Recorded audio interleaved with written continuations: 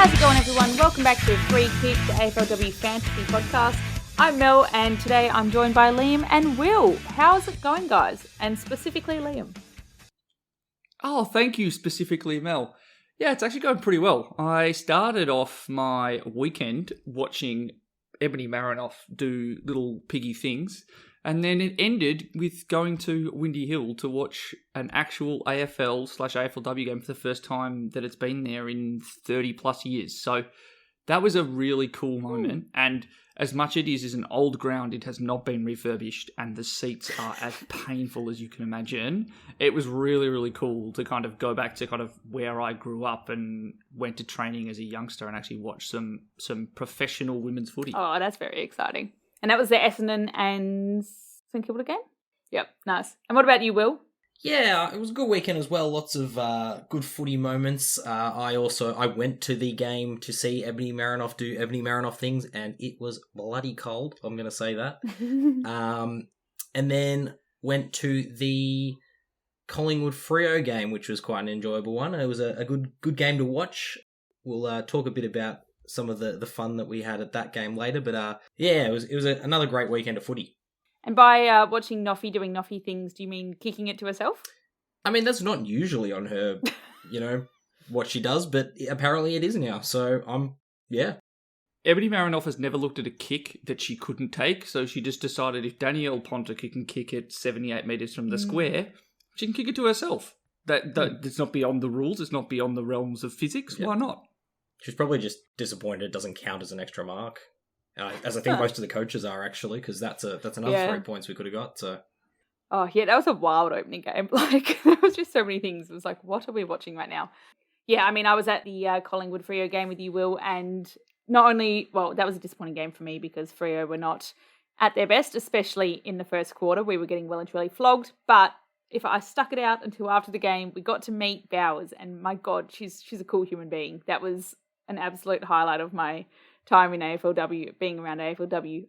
But also, if anyone has seen our Instagram or our Twitter, I got a very exciting opportunity this weekend to talk on the ABC about AFLW. So I got to say, it's a really tough call. Is Bowers or ABC my highlight of the weekend? I'm just going to put both. Outrageous that your highlight wasn't directly following on from a discussion about how to prepare your chickens for spring. I was literally about to say, and what was the segment beforehand, Mel? Just for Getting your chooks ready for spring? Make sure you put the medicine in the dust bath so that they get lightly dusted in it so that it improves things. So, to everyone listening, we're actually now a chicken caring podcast, so I hope you're prepared for the next 45 minutes talking about chickens. Oh, that was great. So... On the topic of laying an egg, my fantasy side. I reckon there's a few of those.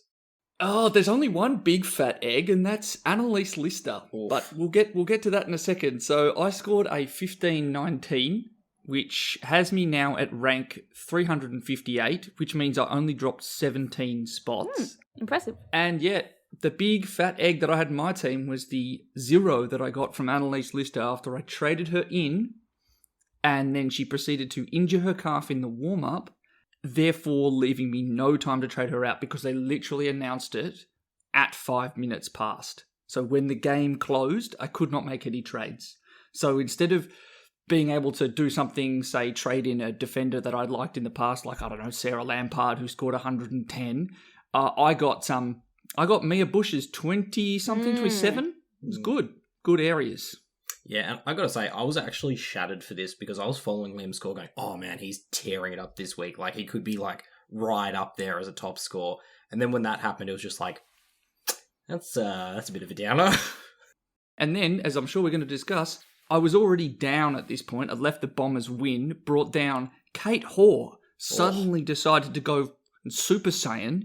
That is the most ridiculous quarter of football. And do you know the thing that kills me the most? You didn't have her? It would have been the fact that Annalise Lister would have been the matchup once she started to get hot. She kicked those first 2 goals and then moved into the midfield. Lister is the prime candidate, like tagger, former defender, midfielder, the person to go and stop her. And she's not there. It was pain. It was just pain. So much pain. Yeah, I think I'm going to jump in next because even though my score wasn't fantastic, Kate Hang Hoare... on. Liam never said his score. Did he not? Yeah, Yeah, I Oh. did. 15-19. Okay, carry on. Will, sorry. My score was 14-12, which was fairly average, but my score was single-handedly saved by Kate Hoare, because I went from expecting a score under 1,300 to somehow breaking 1,400, thanks to Kate Hoare's 142. That has actually caused me to move up in rank. I've gone up to rank 2,502, which is movement of 455 up, which I was not expecting, because I joked to both Mel and Liam as the round was going early on, saying I'm looking forward to hopefully scoring maybe 800 this week. So I'm pretty happy, all things considered. But Mel, we talked about you last week, showing everyone how you can overcome a poor start to push yourself back into contention, and by golly, did you do it this week? Yeah, I had a good week. I mean, I had a good week regardless, but then fantasy has just absolutely smashed it. I got 1578, which I'm very happy about. And this is the stat that I'm never going to forget. I rose 8,000 spots You've overtaken me as well. To finish inside the top 2,000. So that was a good little jump there. And reason why, I mean, the first one being I fixed up my wacky last minute round one calls. So I got rid of my 2 nonsense defenders. How many Ange Foley's did you have this week? 2, 1? I had 2 19 Ange Foley's, so that was good. But no, the rest of my team has actually been pretty solid. And once I got rid of those wacky defenders and actually put a captain on someone that I meant to put a captain on, amazing how suddenly I'm doing okay. I did have a very funny moment when Liam was asking me about my trades on, I think, Saturday night, and I realised I'd actually only made 2. So I made a quick last-minute third trade, which I could have done without, to be honest, because that was Miller out to Batesy. So I traded out 108 to get in a 96. And now Batesy might be a... You made the cash, though. Pardon? I did make cash. You would have made cash. And now Batesy went down a little bit of money, and then I'm probably going to trade her out again. So why did I do that? Not really sure. But either way, good week. Good week for me. I'm now kind of back into the conversation of people that know something about fantasy, which feels nice. Yeah, and I'd just like to say the Miller call also hurt me, because I traded Miller to Bree Davey, who I still expect to be a better player across the season, but that was a 98 for 108, and I paid up to get Davey, so that one was kind of like, well, great, fantastic. Speaking of juicy trades that you did last week and how well they went for you, Will, do you want to give us your Paige Scott flop of the week? No.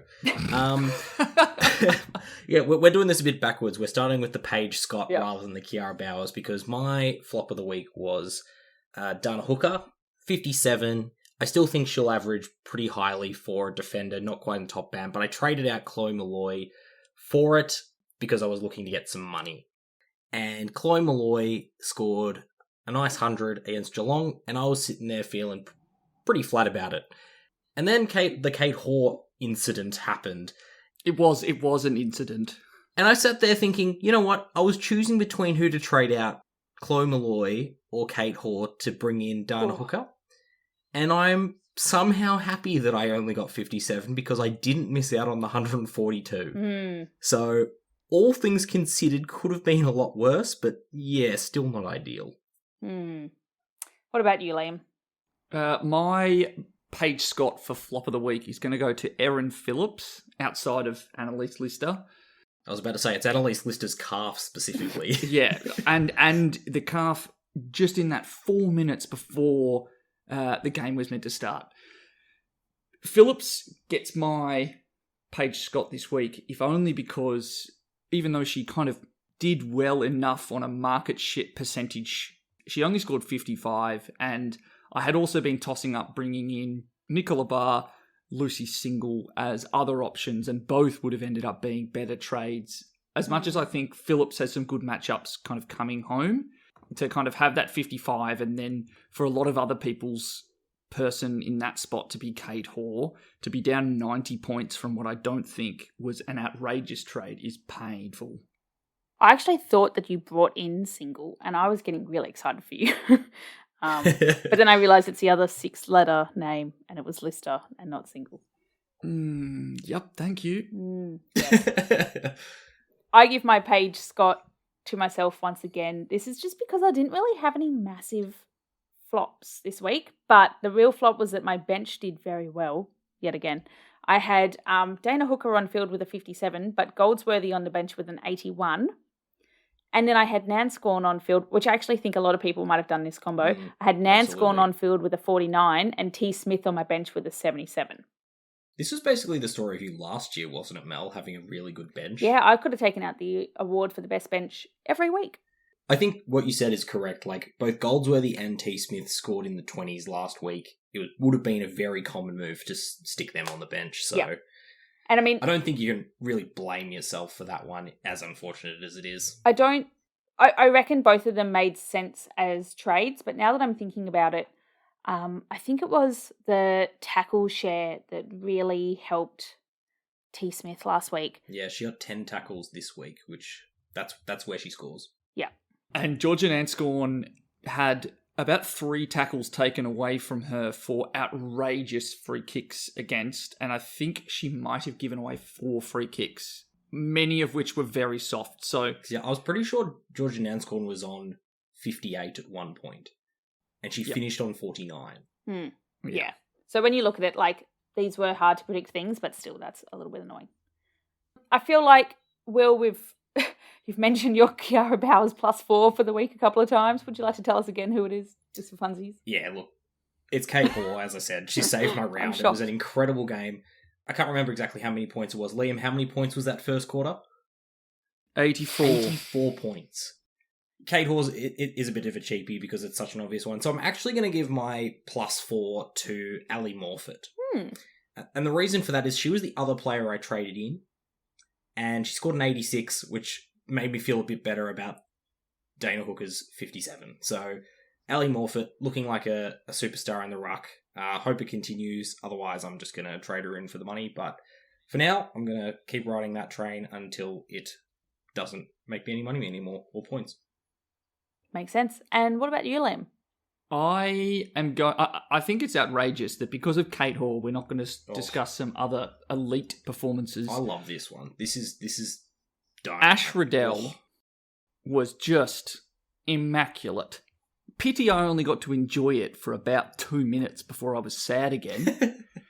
Because what she did is she came into the year priced below 90, and she is currently the 4th highest averaging player in the comp. Huge. She is back up to those high points per minute style of game. She doesn't even need to be on the ground for very long. She has a 77% time on ground, and Jazz Garner, who was the leading scorer of the round, was the same. What Riddell manages to do, get tackles.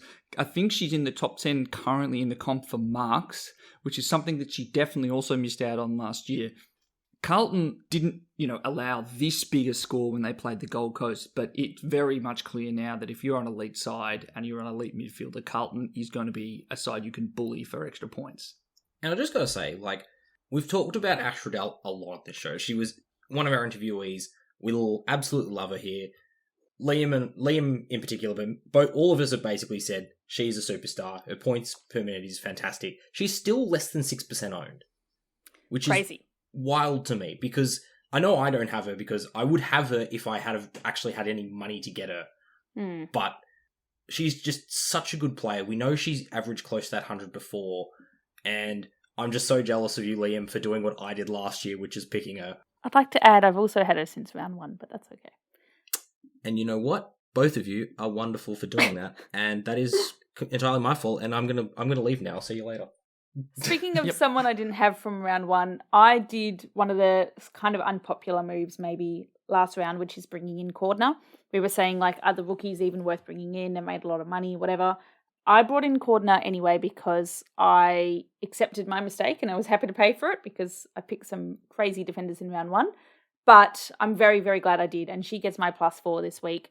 I mean, I know what you said, Liam, is correct. We're getting distracted by Hoare, not talking about some other amazing players, but Cordner, second game back, she got a 94. That is a huge score for someone that is, even now with a crazy price, still priced below 700. The question around, was she too expensive to bring in last round? Yeah, you could have argued either way. She's now made a lot of money as well. I'm not sure if that makes her too expensive, but to anyone else that brought her in last round and just copped a loss on that, good call. I don't know if she's trading anymore because we're probably going to hear more and more about the fact that Peterson is coming back, and I think that will have an impact. But for the time being, like, enjoy the cash, and as it turns out, enjoy the points from the number one averaging defender. There you go. Will has unfortunately just had to duck away for a second. So, Liam, would you like to do his watch and wait scoreboard instead? Yes, well, I am happy to do the watch and wait scoreboard. So, leading again for the second week in a row, it's Amon and Judd's pressure points. Importantly, manages to nail a captain pick by going with the C on a 155 from Ghana. That'll do it. Eschewing what would have been a perfectly adequate C with VC with Ebony Marinoff, which is what I did. I just whacked the C straight on her. So credit to him for what is a great score. Now, in terms of the top 100, we've currently got Trout Farmers, who scored just a tiny, a measly 16-15, and currently has a total of 2,963 points. If you wanted to stay in the top 100 last week, you needed to score 1534. So, Mel, you've gained some points on the top 100 this week. And I've just dropped a few. Now, in our AFLW, or in the free kick league that we've got on there, and I'll reshare the link again if you want to join. Funnily enough, if Judd's pressure points was first last week, he's first this week again. But importantly, we have seen our share of the top 100 go up from 16 to 20. So 1 in 5 people in the top 100 are part of the league. So I like to think that we're having some impact up in the kind of loftier, oxygen-free areas of the leaderboard. Very exciting. Yep. Welcome back, Will. None of us, but everyone else. Good job, everyone. Oh, gosh. Well, let's jump into the hot topics then. So the first one we've got here, do we need to get back into Bowersness? I love this question because any moment I'm talking about Bowers is a happy moment for me. But I'm going to start with my opinion here. And oh, fantastic. My number one detractor, Liam, has just gotten up from his microphone so I can talk and not be rebutted. I think that we don't need to bring in Bowers. I think that we spoke about this last week, how even though she is so insanely priced, her break-even is going to be really, really high. And she scored a massive score, admittedly, not the biggest of the comp and not the biggest by miles, like we had some other really big scorers this week, but she still lost money, despite a huge score. There's actually some other really good midfielder options. So you've got Riddell, who's 280 grand cheaper than Bowers. You've got Rowbottom, who's 220 grand cheaper. You've got Garner, who's 160 grand cheaper. Those three options in the midfield actually scored higher than Bowers last week. And then, of course, if you're going to do a bit of a line shuffle, you've got Hoare, who is 500 grand cheaper than Bowers and scored much higher than her. Will? Yeah, I think there's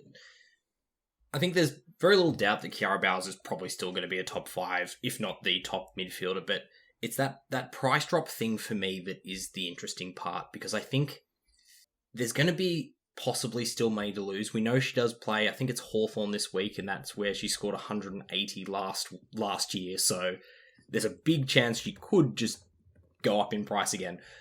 But basically, she has to score 140 every week for the next couple of weeks to hold that price. So for me, the timing of when you try and get back Kiara Bowers is going to be crucial, because I am personally going to leave it another week or two, partly because I don't have the money to do it this week, but I think that I'm just careful of the fact that there are a few other players that you mentioned that can probably score comparably, maybe not quite as consistently high. I think you can probably work some other areas in your team and bring her in a week or two when she does reach that dip. That's probably what I'm going to do, but I'm also in a position where I have to take a few risks. So I'm going to throw this to the person who's actually in a position close to the top in Liam and get his opinion on it. You got to have her. So you break your team to get her in? No, my team is not broken. I don't have to break my team to do I mean it. the common person. Yeah, I still think that 184 points is enough that you would bring an extra rookie on field, because listen to this stat line: 23 kicks, 11 hand passes, 2 marks, 22 tackles, 97% time on ground. I personally love the 2 marks in there. That's my favourite part. Oh, it's very important. Just in case. And if I remember correctly, it wasn't like it was atrocious weather in that game either. No, like it was wasn't. some sideways winding slop fest. It was just a night game. That was it. If my memory serves me correctly, we were walking to another game. I think it was you and me, Mel. We were following it on the app, going, "What is going on over there?" Because this is record breaking. Ridiculous. Yeah. But like, okay, I think sure you want to bring her in, but to Will's point around timing, the losing money, the matchups. Okay, I would bring her in too if it was relatively easy to do. But Liam, what's your advice on timing? So in terms of timing, I think that what we saw on the weekend against Collingwood was exactly what you wanted to see, which was her time on ground was still high. She was still covering the ground really well, even after a knee knock. It didn't look like a re-aggravation. It literally looked like she knocked knees in a marking contest. And we saw it against a team that is like middling in terms of what she can score. Her highest score ever is 141 against them. She nearly did that. Now, it's slightly longer time on ground. I think that fits the narrative perfectly of what Kiara Bowers can do. And also in terms of the money, I don't care that her break-even's 130 because she will probably be doubling her score every single week for me, and she has the ability against this specific team to score at 180. Now, you also think about the fact that Hawthorn have played some incredibly contested games for each of the last 2 weeks. Batesy's had double-digit tackles. Christy Stratton had double-digit tackles on the weekend against the Western Bulldogs. That sounds like exactly the perfect game for Kiara Bowers. She did not tackle her best on the weekend. She didn't look incredible. It's not the highest peak we've seen. But by God, it is impossible to watch this game if you don't own her, knowing that she can just put 150 away in this extended game time with more ruck contests like it's going out of fashion. Yeah, I just want to quickly... I have an actual point, but I saw Geordie Allen actually do the impossible in this game, which was break a Kiara Bowers tackle. It was right in front shocking. of us. Actually shocking. Well done, Geordie. But I think Bowers got a slap in the face at the same time as that. Yeah, true. From the fend off. I think this basically comes down to the difference between a coach like me and a coach like you, Liam, which is you are basically a week ahead of me in terms of trades. That's why you're doing better, essentially, because I've had to do more fixing. And that's where, in your position, you're now, I need to get in the best players. Simple as that. I still have fixing to do, and that's where the difference is going to be for the listeners. If you are doing really well, Bowers should be your number one priority. If you aren't doing quite as well, you're going to have to take the risk on someone else like a Rowbottom or someone in the meantime to get there, because if you're like me, I just cannot afford it. I simply cannot afford it this week. So I think that's the main difference for me is if you can do it, by golly, do it. But a lot of people aren't going to be able to do it. And that I guess is where my thought of if she does drop a bit more money with a few, if she scores 120, she could theoretically lose another $80,000. I can't break my team to get her because I basically have to trade out 2 premiums to do it. And that's the reality. So if you can do it, if you've got, a bit of money in the bank, a high priced player that isn't quite as good, someone like a Swanson, go for it. But if you're like me where you're going to have to do a bit of fixing elsewhere, you're going to have to try and bank on hitting her in that dip. Yep. Short of actually already having her on your side. But unfortunately, I did the trade round 1, and that was probably a mistake. So hindsight is 2020.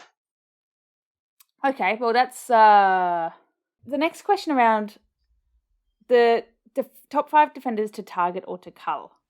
This one's a much broader question, really, isn't it? My first couple of notes are that I think we can all agree that we don't need to debate Evans, and I'd argue that we also don't need to debate Cordner for now. I'm more than happy to not mention Harriet Cordner. Yep. Then we've got a few people that could be in the top 5. We've seen a very couple of good weeks from Stanit. Why are you laughing? Oh, because Will doesn't want to talk about I just saw Liam's Cordner face, and he had a very, very knowing laugh there because he knows exactly why I don't want to talk about Harriet Cordner. He doesn't have her in his side. Okay, well, we won't talk about it then. Stanek could be top 5. We've seen Pound come back, but she's only had one game, so we've only tested her once, really. We've got Darcy, who could be in the top 5 as well. So we've got 3 people that may be moving up there, but then we've also got a couple of people that we spoke about a lot in the preseason that are shuffling out. We've seen a couple of good but slower weeks from Carney, which I will add as someone that had her in my team all of last season. We saw that last season too. She would just hang out on the 50 line and coach people and not actually get the points herself. Then we've had a couple of slowish weeks from Sheeran and Alan as well. Do we think that these 3 players here are still top 5 material, or do we just accept that they're very good defenders, but the fantasy points are not with them this season? It's a tough one. I think the problem is these 3 are basically doing the same output that they did last year. And last year, high 50s to 60 was pretty well good enough to get you in the top 5. And so far this year, it's obviously been 2 rounds, so it's not the best sample size, but so far this round, it doesn't look like that is. Yeah, it's a tough one because I rate them all so highly, but 50s and 60s aren't doing it at the moment. Which is actually your kind of strategy, Will. Not intentionally. It just is. It just is.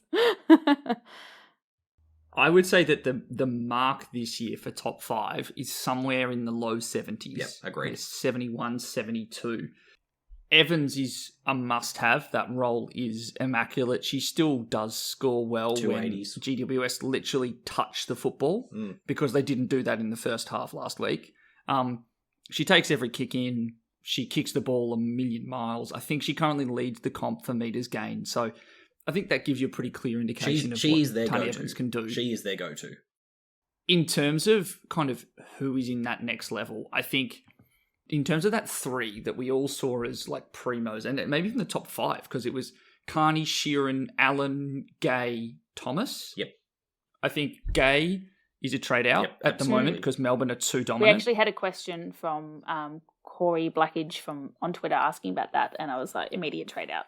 There's a reason we haven't mentioned her in the potential top 5. She's basically just sitting there going, oh, look, the ball's all the way up the other end of the ground again. Don't have to do much here. Yeah, nice. And I think the Melbourne defender to have as a result is Sarah Lampard because she's more a winger in the Geordie Allen normal mould, where she's up the ground, versus Gay, who just hangs around on halfback and has nothing to do. And I also think that I reckon you can make the case that Geordie Allen is also a trade out until we actually hear when Lauren Butler's coming back because we saw the fact that Sophie Casey was playing on Anya Tighe down 20 centimetres. It gives you an indication of the issues in the Collingwood defence, meaning that Allen actually has to play as more of a lockdown player and it's not good for scoring. You say until we see Lauren Butler coming back, can confirm, got a photo with Lauren Butler in her moon boot still, so I don't think she's coming back anytime soon. Everything out of Collingwood suggests it's a week-by-week proposition, and that, to me, doesn't sound great. The other one that we still are waiting for Collingwood to get back is Ruby Slicer as well. But yeah, for the moment, Geordie Allen, until she gets that proper wing role back, I don't like the role of her playing on halfback. She's a very, very good defender, but it's just not conducive for fantasy scoring. Yeah, the other one that I want to talk about is Eilish Sheeran. Yeah. Now, I don't think she's a trade out at all. If you watch that game, Richmond could not touch the ball, right? They just literally couldn't get their hands on it. They were beaten in scoring, in fantasy scoring, by like 300 points. Eilish Sheeran also struggled in that first half to touch the ball. And then in an effort to actually try and make a difference in that second half, Eilish Sheeran was basically put as an on-baller, come off half-back and be around the wing wherever the ball is going to be. And she managed to score 45 points-ish off the top of my head for that half. I think that against better matchups, not in, really windy, wet conditions and against a ball-dominant side, I think she still has top 5 potential in a way that I don't even think you'd see that from Allen, to be honest. Yeah, and I think a simple thing for me in terms of Sheeran and Allen, I was looking to trade one out this week. Allen is still worth more despite them averaging pretty much the same, so you get a bit of extra money. But I think one of the other things to talk about Sheeran is it was great to watch her in that midfield late in the game. She was also basically feeding Ebony Marinoff points because she kept trying to take on tackles, and I reckon she would have given away 2 or 3 holding the balls in that midfield, which contributes to that score dropping. but it's a good sign, I guess, that they're confident in her playing through that midfield. So I think Sheeran should average over 60 for the rest of the season, hopefully.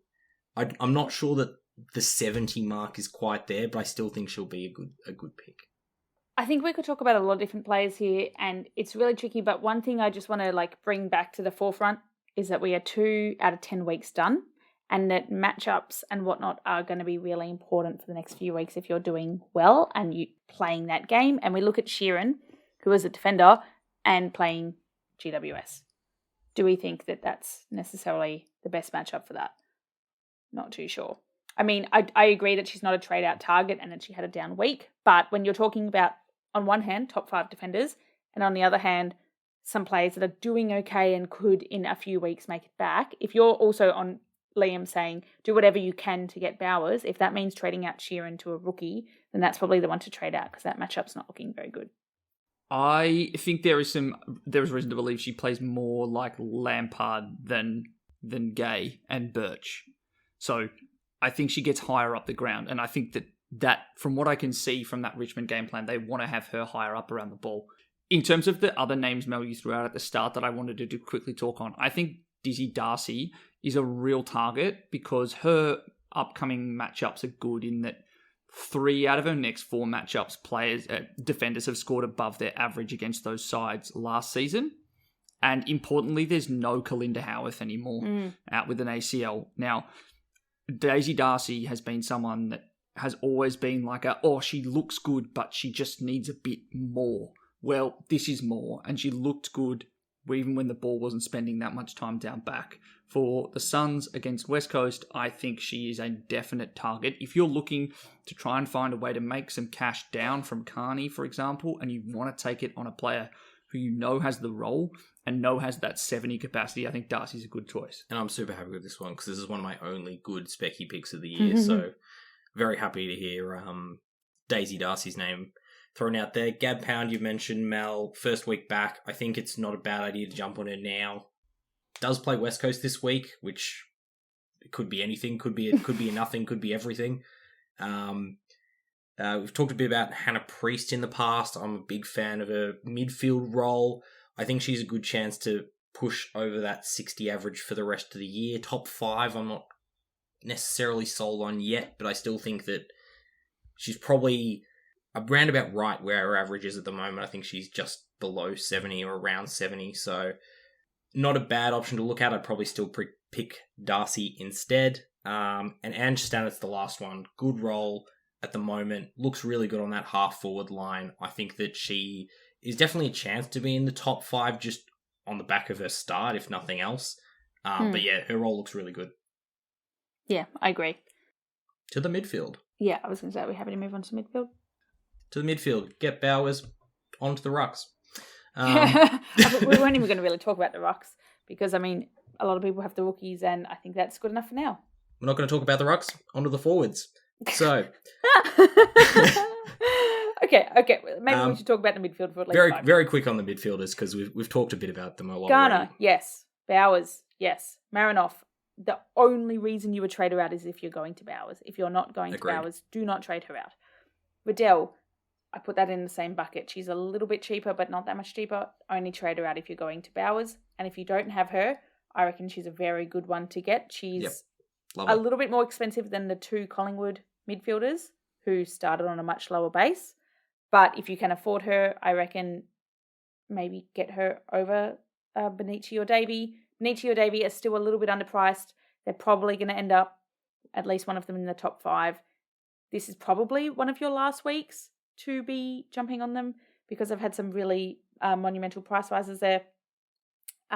Miller, I think we've spoken a little bit about Miller, but I would not consider Miller in the top 5 not top anymore. 5. I think there are 2 big names missing from this, and that's Rowbottom and Prespakis.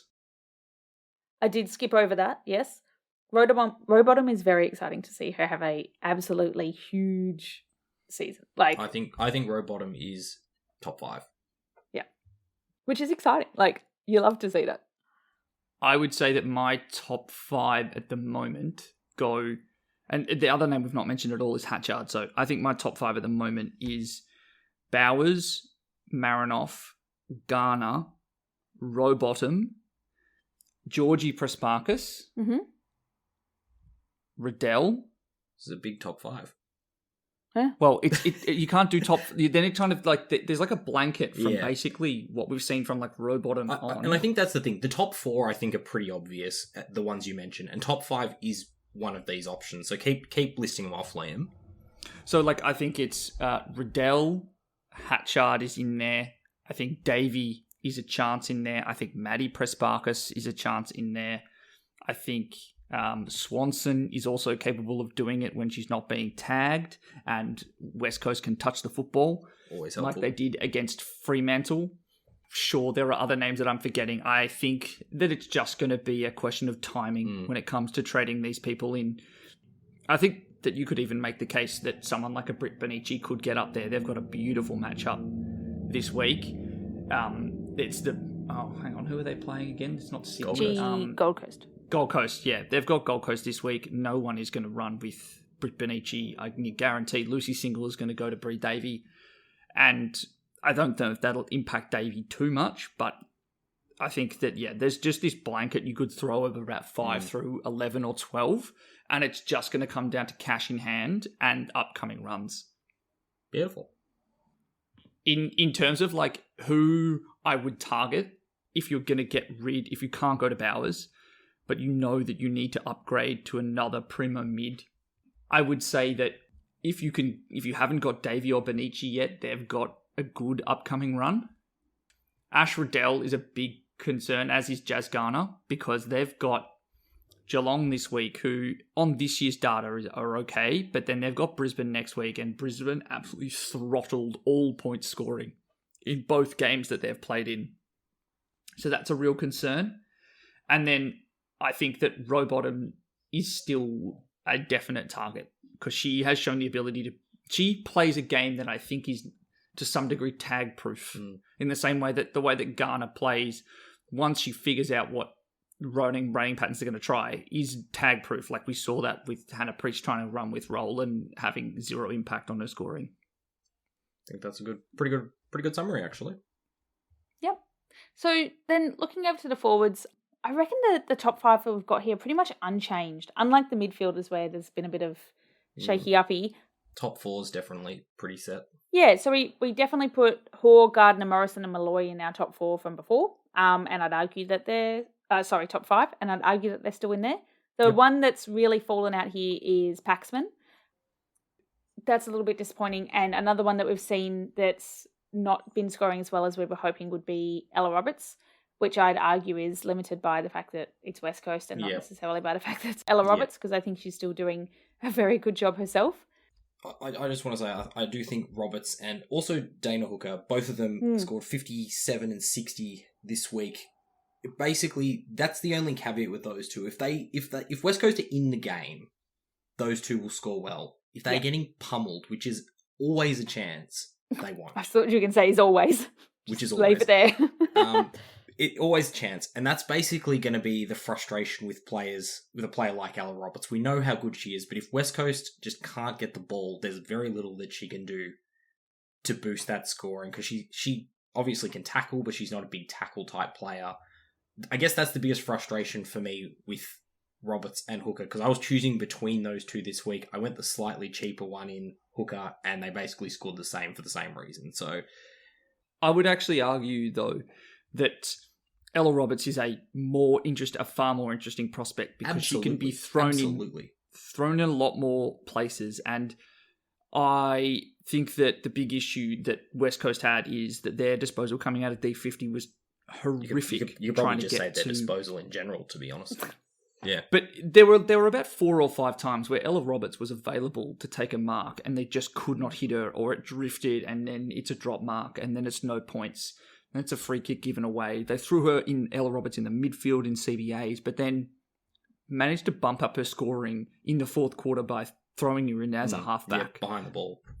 And so I think that Dana Hooker is, it's fine, but I think you can find a bunch of wingers as forwards. So Sophie Conway scored well. We know that Ola Dwyer can do the same thing. She scored an 89 on the weekend. I don't think there's much difference between those kind of players. They have the capacity to be on a wing, maybe score a little bit, I think Ella Roberts is a true game-changing talent the West Coast will look to put where the ball is going to be because they know she's that good. I completely agree with you. And the reason I did go for Hooker was for money reasons, because she was cheaper. So I don't in any way disagree that Ella Roberts is the better option in this regard. But I think we've talked about a bit with West Coast. You basically have to put a little asterisk next to them because sometimes they just won't get the ball, which makes that fifth forward spot nice and open. Yeah. So I'm going to throw there are some names here that I think have the capacity to take a spot in the top 5 for the role that they have. So in terms of their price, I would say that Megan Kaufman playing at Fremantle. Again, Fremantle have just shown they really just want to tackle everything. And she has had now, I think, a 70 and an 85. So a player that you would be more than welcome in saying trying to trade out for a Karen Paxman. I'm pretty sure as well Fremantle have a good upcoming run. Hawthorn. Yeah, if you're playing Hawthorn next week, so that's not a bad option. I think as well, Lucy Single and Nicola Barr both have very good roles. Now, Lucy Single has very high CBAs. I had said a couple of times last week that I wanted to see one more week to see whether or not those CBAs would stick when she wasn't being given a tagging role, essentially.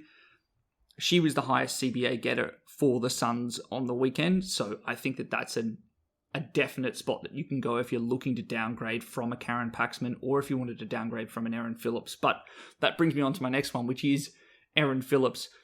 I think the big thing here is she held her market share in the toughest matchup of the year for midfielders, and she kept her CBAs. Now, the flag here is Maria Maloney is coming back, but I also know that the biggest problem last year wasn't how many midfielders Port Adelaide have, it's how many forwards do they have.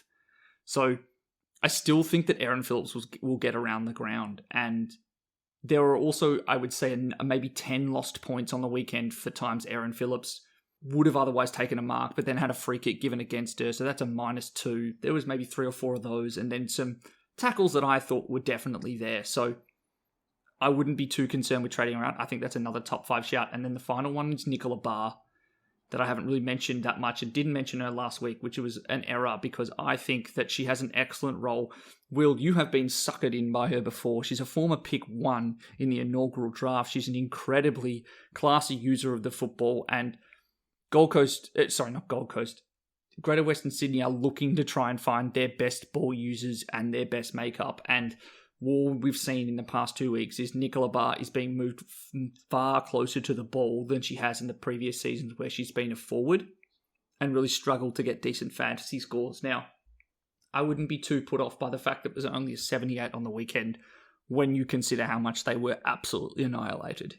I think Nicola Barr is a great shout. Also, only a 78. Only a 78, but I would say that the mark of maybe 83, 84 for top 5 forwards is probably what we're targeting. Will looks very happy. Nicola Barr. 50th game last week. Nicola Barr. So, Liam's absolutely right. Nicola Barr is a player that I've watched with fascination throughout the history of the AFLW. Inaugural pick 1. Super talented, excellent ball user. For so much of GWS's life as a AFLW football club, they have blatantly refused to use her around the ball. She briefly got a nice roll-up halfback last year, so I picked her up. And then they put her on half forward, and I went and watched her play against who would eventually become the Premiers in Melbourne, where, very similar to this game that we saw on the weekend, the ball was entirely in Melbourne's forward half. And I was sitting there going, Nicola Barr's just standing there on her 50, just watching the ball up the other end. She's enjoying the show. Why?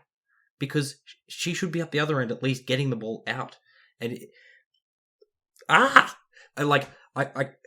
so glad that this is actually happening, that Nikki Barr has actually become a fantasy relevant option, because she's such a good player, a player that I absolutely love watching. I'm not going to do it simply because if I do it, I'm sorry everyone, it would mean that role would end. Yeah. Because that's just how it works. But hopefully you can all enjoy it, because it's fantastic to watch. She's a fantastic player, and I think Elise Parker moving into that forward line's also given her a bit more of a reign to go in that midfield. So yeah, she's finally got a role that's actually putting her into fantasy relevance, which is fantastic. Nice. So why don't we do a quick whip around of what our current trade plans are? No, hang on. Before we do, I want Will's opinion on Sarah Rowe. Sarah Rowe has the whitest teeth in the AFLW. And yes, that's good. That's very important. And she has a good role. Simply speaking, she's playing on the wing. They are getting it out to her using her run. One thing we have seen in the past, Sarah Rowe had a previous season best average of around about 60, where she had an average of 60 because she would score an 80 one week and then she would score a 30 or a 40 the next week and would basically yo-yo up and down. It's 2 weeks, and so far she's been consistently scoring well. I'd like to think it will continue, but I can't say for sure. But I think it's a good alternate option because so far it's looking really good and they are using her out wide. I love that you've just been able to quote all of those historic stats without any prep, just off the top of your head, which I thoroughly appreciate. Oh, he has looked at them before. He's looked at them before, Mel. This is not something he has to prep for. He knows all the Collingwood they're just players. in your head, and I appreciate that. That's what I'm saying. It's awesome. Absolutely. It's Sarah Rowe's also a player that I've in the past looked at as a player going, if she does this, she'll be great. And then she didn't do that, but now she is. And she looked really good on the weekend. Yeah, okay, so we've spoken a lot about the players to target across all of the lines, and based on who we currently have, what are we thinking for trades this week? I might as well start, because I've got mine in front of me. I already put through some trades earlier today, and I'm now maybe changing my mind, but I've essentially got Sheeran out, which I'm comfortable with. Dizzy Darcy in, which I really like.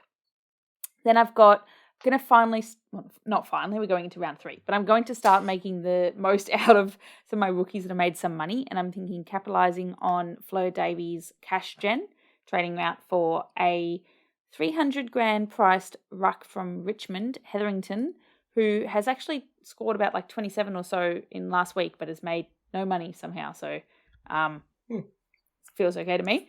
Richmond or Fremantle? My other team. Fremantle. Don't know how I got that wrong. And then it's the midfielders I'm not sure about. The downgrade on the ruck cash gen is all for midfield upgrades. I like Batesy's role against Freo and her tackling, but if I want to upgrade someone, it either has to be Riddell or Batesy. So I'm tossing up whether I do like a Riddell to Bowers and actually slash some other areas, or what I've currently set with is Batesy to Davey. What are you guys going to do? Liam, yours are probably more important than mine because mine are going to be ridiculous, so... Don't discount yourself. That's unfair to yourself. You have some worldies in there sometimes. Yeah, but I've got... My hit rate's not great, I'll be honest. My good ones are very good, I'll say that, but... I've had to prepare 2 sets of trades because my big conundrum this week it's not even a conundrum, it's just is Annalise Lister going to play? She's going to be listed. Because if she, yes, or will she be delisted from my team? Ooh. Love it. That's the highlight of the year right there, I'm just going to throw that out there. What, the fact that Annalise Lister didn't play? No, the fact that we can use delister as a pun. Yes, that is a good point. So, if she plays against Richmond, I reckon she tags Monconti. Yep. It's great. Means she'll be around the ball a lot. She had 11 tackles in round 1, scored a 50-odd, and even then had a couple of free kicks against that were pretty soft that easily could have been a 70. So that's why I brought her in. I think if she plays, she stays in my side. I think I still stand behind the pick to make the cash to get Davey last week. If she doesn't play, I don't know if I want to keep her because a calf strain can continue. So I would be going Annalise Lister out to Gold Coast defender Mira Gervin, who I have put on my watch list after we saw Kalinda Howarth go out. She's a rookie draftee, but is mature aged. I think she's in her mid-20s. Running halfback, I think she looked good past the eye test against West Coast. And if I was going to have to bring on a rookie-ish price player on field, she's only low 400s, so that's a player that I would bring in. I've got some other rookie finagling as well. I'm pretty sure it's Fleur Davies out to Matilda Dyke, ruck from Essendon, and then it's Emma Swanson up to Bowers. And then if we do see that Annalise Lister is playing, I am considering trading out Georgia Nanscorn for Alana G potentially, because I think G Nans has a really tough matchup this week and could see some really tough scoring, but still targeting bringing in Bowers. I currently have a potential worldy trade going for you, Liam, which involves getting some money to hopefully get up to Bowers next week, which was Swanson to Jamie Lambert. But I think it's a lot going to depend on who gets named as rookies this week, because I would much prefer to do rookie trades to make some money. So hopefully some decent rookie options can present to me so I can actually get the money to put Swanson up rather than down. Will, Choppy Lambert, why? Because I love a specky pick. You should know the answer to that, Liam. And you've got nothing to lose. Well, he still has several further So ranks much to go to down. lose. I was obviously at the Jamie Lambert game. It's not a full-time midfield role. Definitely spending some time forward.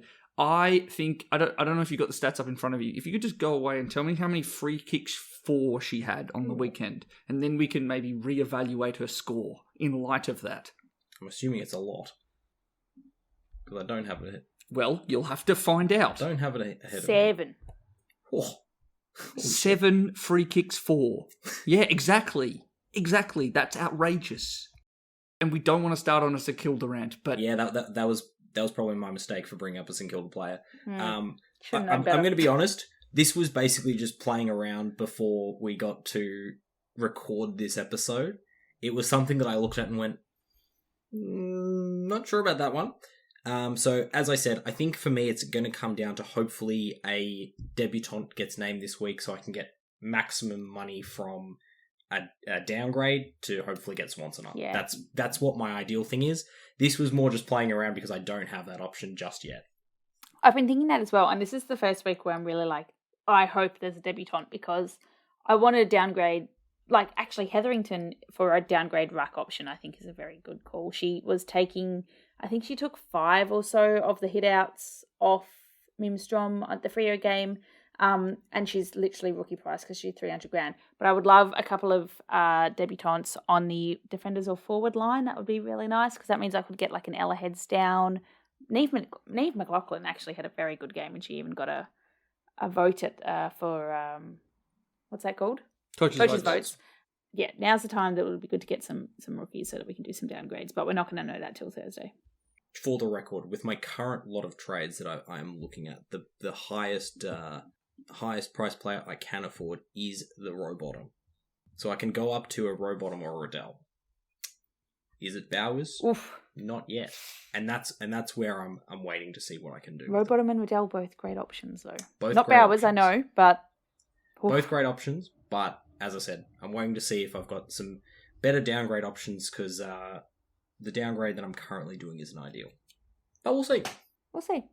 So, Liam, do you want to do a quick Captain's Corner?